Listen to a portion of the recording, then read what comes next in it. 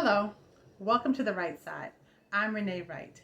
Today I want to talk to you about conversations that I've been having over the past 2 weeks with individuals that are having some external issues. And although there were several people I was talking to, there was a commonality in all of their situations, and that's what I want to share with you today. Have you ever been a person, met a person who has to constantly say the same thing over and over and over again to someone, make the same request, make the same demand, make the same something over and over and over, telling them over and over and over again? It's common for a lot of people, and it bothers some people a lot more than it bothers others. Some people won't let anything steal their joy, and that's what I'm kind of want to talk to you about.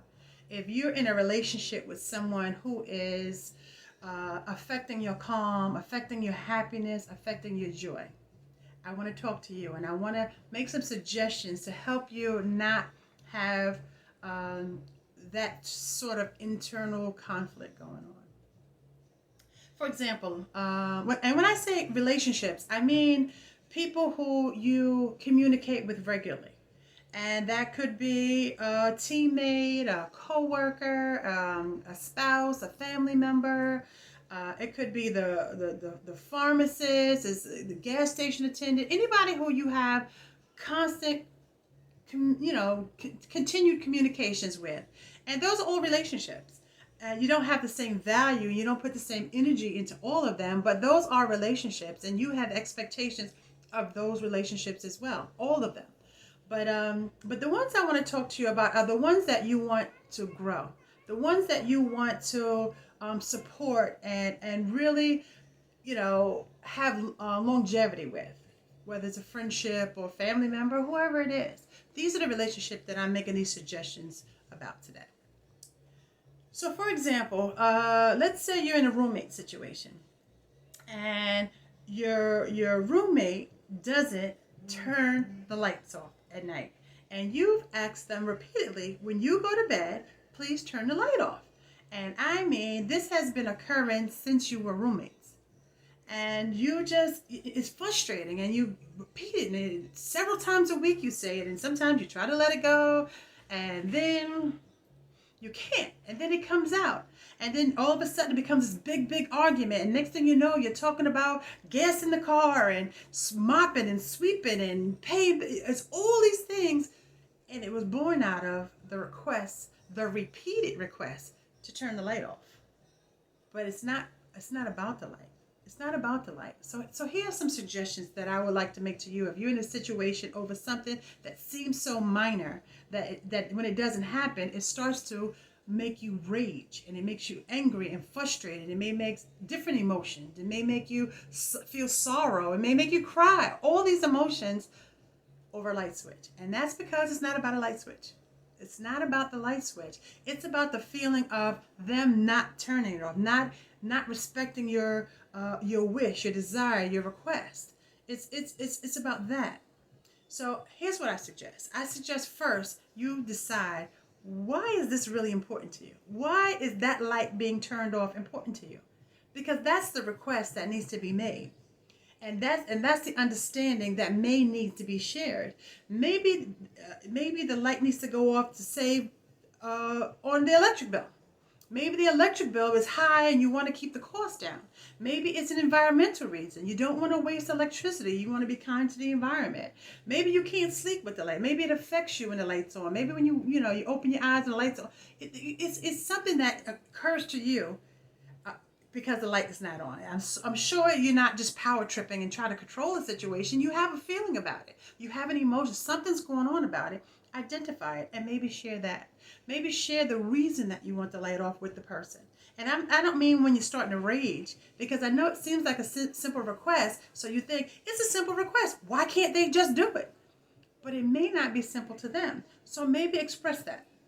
Turn the light off for this because I can't afford the bill to be high, and maybe this, and maybe you can have a meeting of the minds of what can be done for the to get the power off at night. Maybe you can just simply ask them, why won't you turn the light off?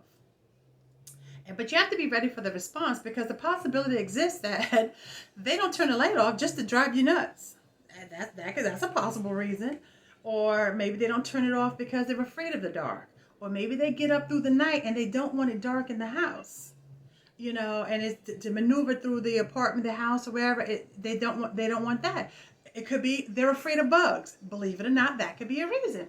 Maybe they don't turn the light off because bugs come out at night in the dark, and they don't want to turn it off for that reason. And then now the conversation is less about the lights and more about maybe bugs, or maneuvering through the house, or maybe there's a night light, or that could be another reason that the light doesn't go off, that you could still really talk about. I know it seems like a simple request, but you're asking for this for a reason too, and they may not be doing it for a reason as well. And you've got to find a way to talk about it. If this is a relationship that you want to cultivate, if you want to continue being at peace with your roommate, you find a way to make sure that everybody's needs are being met in the conversation.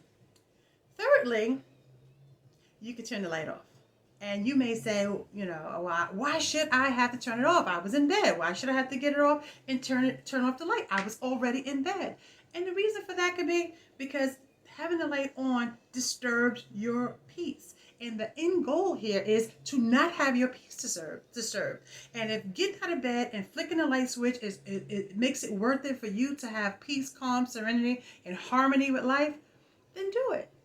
And now, if you find yourself having to do that all the time for many of your small requests, either think about why you have so many small requests, or is it worth it to fight every one of these?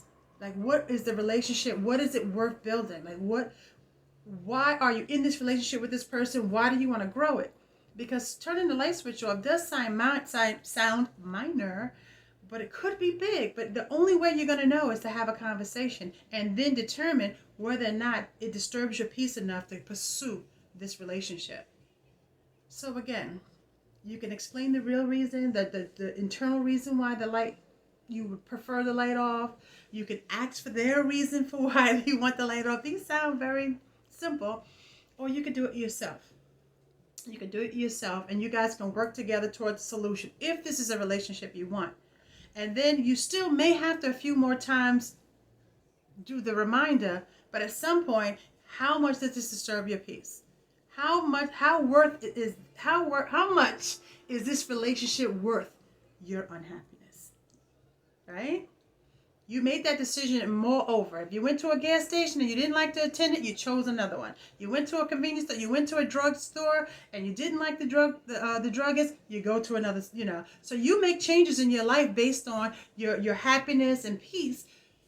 Do that in all of your relationships equally to save your peace. Don't stay in a situation where you're going to be angry, upset, rage, feel unappreciated, feel unworthy. All of these different emotions that can come from something as minor as a light switch. I hope you found this helpful.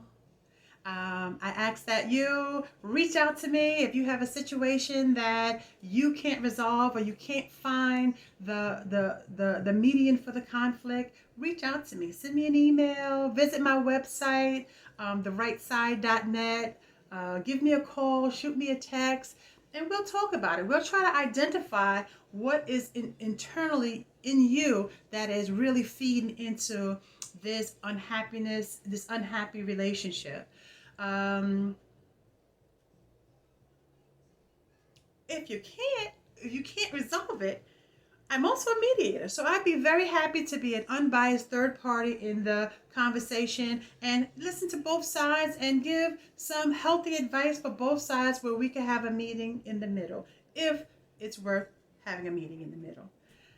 Okay, again, I'm here. Please like and subscribe to this page. And I'm Renee Wright. Thank you for listening. Have a great day.